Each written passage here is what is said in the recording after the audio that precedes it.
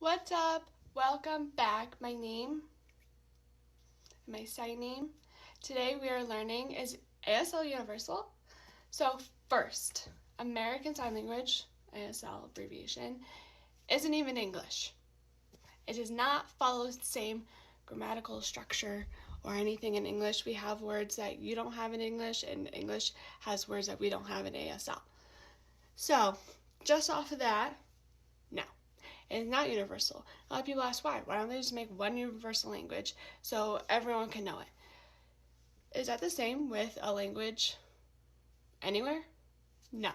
Even in England, they speak English, but they have British Sign Language because we're not even English in ASL. So unless there's a universal language everywhere, ASL is a language in itself.